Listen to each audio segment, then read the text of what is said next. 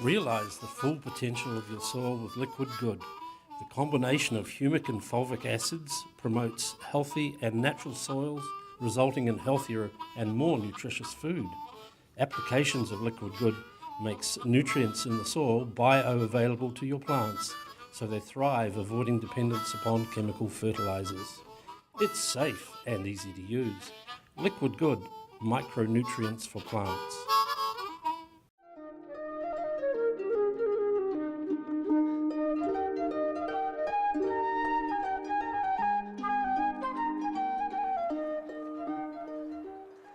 Welcome back. Well, before we go and look at Susan's very ancient breed of sheep, I got thinking after seeing the saddle blanket that we looked at with that snake with the series of Celtic symbols in there, which all had a poem, started thinking about the Celts, the North Americans, Maori of New Zealand, all around the tree cultures that exist. And all those symbols in that Celtic poem within the snake all have representations within the Ogham, which is the Celtic alphabet, and it's all based around trees. You start with the silver birch, the bee. They have different names, symbols, and correspond to our modern Arabic letters that we use. And they also represent symbolism. Different trees represent strength, different trees represent the ability to withstand the ravages of winter, in the case of the evergreens, the holly. And in fact, the Ogham alphabet predates holly arriving into England, into Europe, because they used to have the holly was Quercus ilex, or the holly oak, an evergreen oak. But the trees that are in there, the willow, the alder, the elder, the mistletoe, they go on and on, the fir tree, the yew, the ash, the birch, all are very important parts of that Ogham and the special relationship that people had with their trees. Different parts of the trees, different trees were used for different purposes.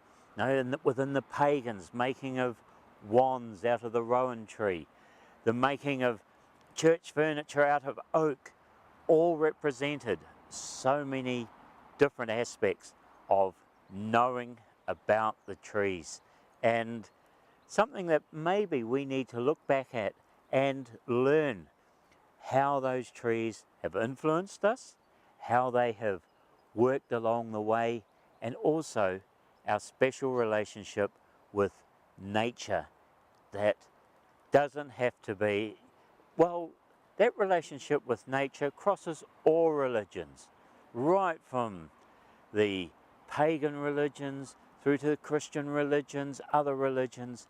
The trees have all been part of our lives.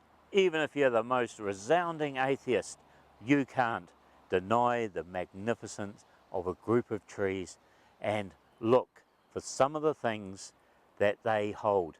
And that can be right from medicines through to building, through to special properties that allow them to be used in special circumstances. Well, that's enough of my little rave there.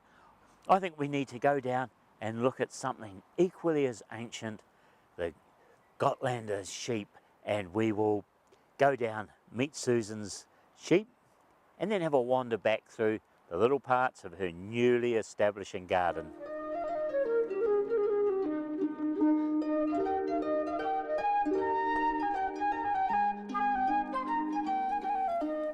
Well, these are an interesting little group of sheep here, Susan.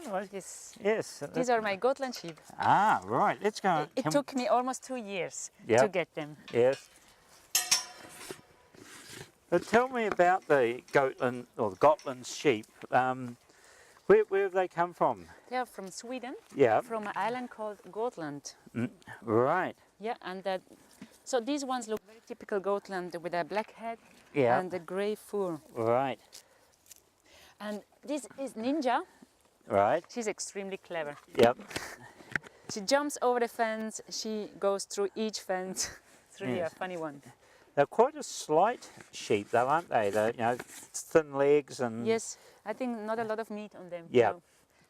So But- they are bred for their pelt. Right. That's how Yes. they are used. Yes. Not for the wool, no, for the pelt. And have you bred any yet? No, these are my first ones. Yeah. But it's not that easy to find a ram. No, Yes. because I suppose there's not many of them in New Zealand, so most are related. There is, yeah, but not in Taranaki. Yeah. There are quite a few in Wellington or in the South Island, Right. but not around here. Yes. No, but that's an important part. You know, you've got what 2.5 acres or so here. Yep. It's quite an important aspect of the small block holder, keeping some of these rare breeds going. Yes. No, and they are a great breed for small blocks. Yes. Yeah. Because part of their wool almost looks like hair rather than Yes. than wool, isn't Yes. it? I guess she's not a very good quality, Yeah. but you can see Chai. She has the best quality. Right. Yeah. Yeah, and they are great for children too. Yes. Well, they certainly know who Mama is. Yes. No, I didn't know that sheep can be like this. No. So I was very excited to get my first sheep. Yes. Oh, lovely. Curious, huh? Well, we'll have a walk back up to the house because there's been some interesting choices of trees. It's a very young garden that that Susan has here, but much of a battle getting things to actually grow for you. We are not so fortunate to have great soil. No, Yeah. the soil is very poor here. Yeah. But I just choose plants that are strong. Right. Very good. But Susan, you've got this lovely little drive here, and first thing I see a Hoheria here, the lace bark, and within that bark is lots of fibres. And my mind's starting to think, well, perhaps you could look at using some of those fibres in felting, because I imagine your base is wool or alpaca, but other fibres could all be part of the operation. Yes. Yeah. No, it's a good idea. I will Yeah. use that. Yes. But maybe that tree might be too young. Yes, just a little bit young, but you know, get some branches. But you know, the aki next door to it, and there's that. Originally, the flowers look like hops, and the early settlers thought that this was they'd come to the land of genuine milk and honey and beer because God had planted a tree that gave them hops, but they weren't the true hops. But a very, very hard timber, great for shovel handles and that sort of thing too. Okay. Well, Susan, you've got an eclectic mix of plants here. We see the rows of cherries, the black alders and so on, and over here a lovely little stand of rewa and other natives.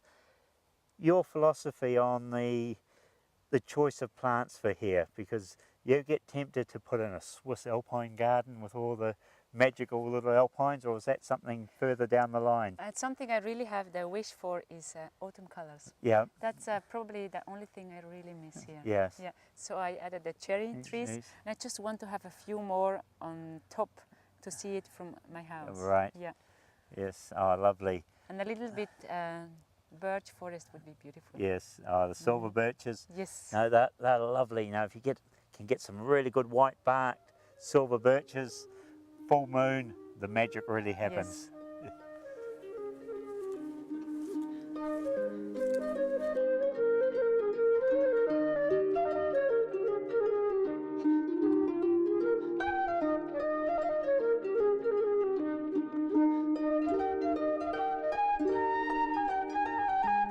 Well, there's lots and lots of potential here, and you're growing lovely little raspberry structure you got there with the arches and everything. Quick solution, yes. Yes, yes. No, so the bird life here, beautiful. Yes, yeah. You can really hear the difference in the season. Yeah, In the spring, it's more like the bellbird yeah. and the tui. Yeah. And now in autumn, not that many anymore. No. Yeah. Well, you've harvested all your raspberries, haven't you? Yes. There's nothing to bring them back. Yeah, I think I have to have autumn raspberries. Yeah, lovely. Well, Susan, been lovely to have a look at the felting process. You've got a garden here beautifully in the development with Yeah. fantastic scenery back, forward, lovely looking house that's got beautiful views and, you know, your own piece of paradise, and It is. Yeah. once the birches are here, we'll have a genuine little bit of Switzerland. Yes. Yes, lovely. Thank you very Yeah, much. so beautiful. And we'll see you again sometime when the garden is bigger. Yes. Yeah. And we're going to tell you a little secret. Susan has a personal life battle. It's called kikuya. How many of you have that as a battle? So until next time, happy gardening and enjoy the battle with your personal demon, whether it be kikuya, wandering Jew, wandering Willie, call it what you want, convolvulus. We all have them.